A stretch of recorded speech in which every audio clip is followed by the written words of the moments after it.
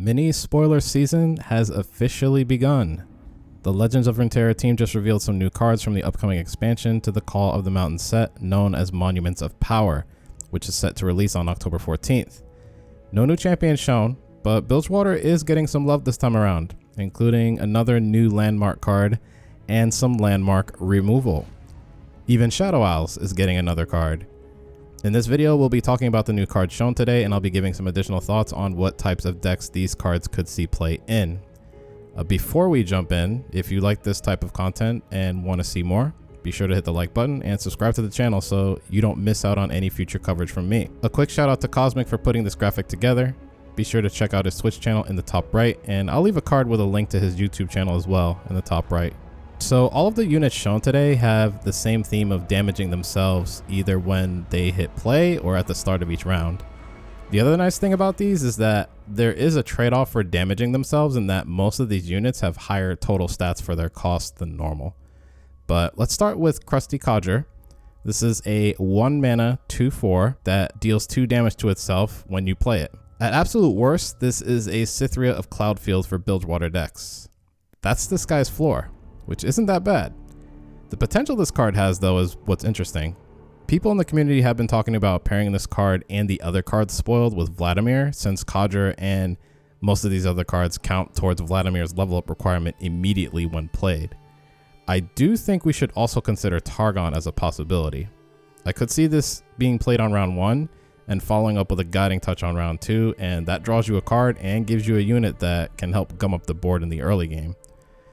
I don't know what the rest of that Bilgewater Targon deck would look like though. We still don't have a champion based around healing, and I imagine we'll get that with Soraka, but that hasn't happened yet.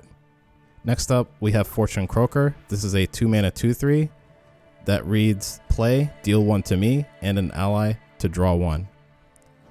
Pretty nice 2-drop that reminds me of Imperial Demolitionist out of Noxus. This is the only unit that doesn't have higher stats for its cost, and instead we get a standard 2/3, but Croaker draws us a card as long as we already have another unit in play. The card draw means this card doesn't fall off in power later in the game either. Just like Demolitionist though, you do need to run a 1-drop that would ideally survive the damage that Croaker will do to it. Just as a quick side note, I could see most if not all of these units being run together as a package deal in the same deck. But if that doesn't end up happening for Vladimir decks, I think this card will definitely see experimentation in Vlad if none of the other ones do. This card actually counts as 2 instances towards Vlad's level up requirement, not just 1. And that's on top of card draw, which is insane. Next, we have Boxtopus. This is a 2 mana 3/4 with Challenger. Play, deal 3 to me. Another 2-drop that kind of gives me Jaw Hunters vibes, since this will start off as a 3/1 when it comes down. It's just a bit cheaper, does a little less damage, and doesn't give you a random sea monster. I just want to quickly say that it's taken me up until this point to notice that there seems to be a boxing theme between most of these units. Boxtopus is obvious, but Crusty Codger has boxing gloves too. Maybe the other units are fight promoters in their spare time, who knows. Anyway, not only could this be used in Vladimir decks, but something that I didn't mention earlier is that Boxtopus, along with the other units shown, could work with Swain as well, since their effects still count as non-combat damage. So we might see a Bilgewater Noxus deck with Vladimir and Swain together. This card in particular could end up competing with Fortune Croaker for the 2 mana slot though, and I think Croaker is better than this card overall, though I could see Boxtopus being played as a meta call. Next, we have the Slaughter Docks. This is a 3 mana landmark that reads round start, toss 1. If you are deep, destroy me to summon a random sea monster. So this is the second landmark that's been spoiled so far, and this is very good for deep decks. This will sit on the board and toss cards for you and not only help you reach deep status, but will help itself activate the other text on this card. Initially, I thought the second ability on this card was separate from the tossing on round start, but after talking with others, it seems like the deep ability is also only activated at the start of a round, which, if that's the case, does make this card a little bit worse. Either way, this is still a nice addition to deep decks.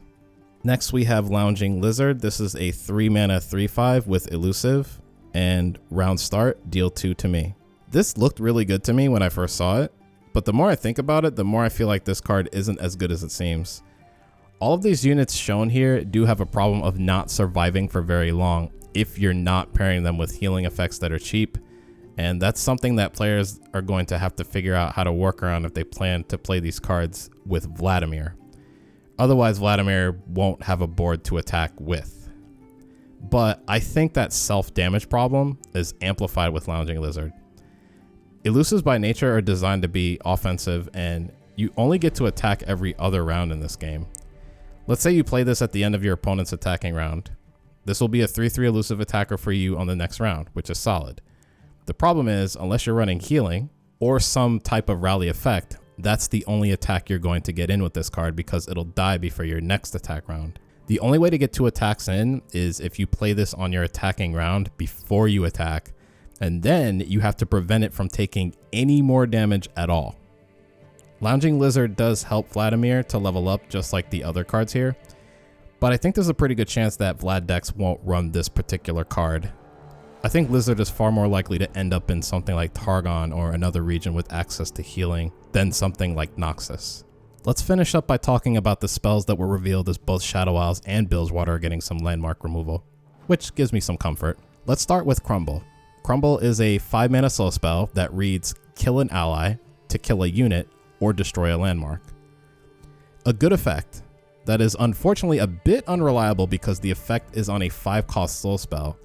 The fact that this is slow is what's potentially really crippling about this card, not so much the 5 mana, which is expensive but not too expensive for what this does. Effects where you have to target your own ally for the card to do something are much better when the spell is fast speed or burst speed, because you can use them as a response to whatever card your opponent is using to target your ally.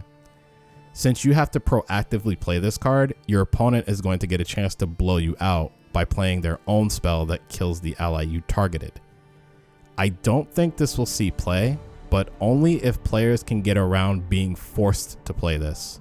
If landmark removal becomes that important in the next few weeks, then I could even see this card being played in Shadow Isles decks. And while seeing landmark removal does give me some comfort in general, I still have a feeling there will be that one landmark card that's meta defining and possibly meta warping. And finally, we have Sunk Cost. This is an 8-mana slow spell that reads shuffle a unit or landmark into its deck. First off, nice reference to the term sunk cost fallacy, right? They really knock it out of the park with some of these card names sometimes. This one is especially funny because sunk cost fallacy is a common thing in card games that a lot of long-time players get stuck in without realizing it. Anyway, shuffling a unit or landmark into its owner's deck is more powerful than some might think in this game because most games end before either player draws all the cards out of their deck.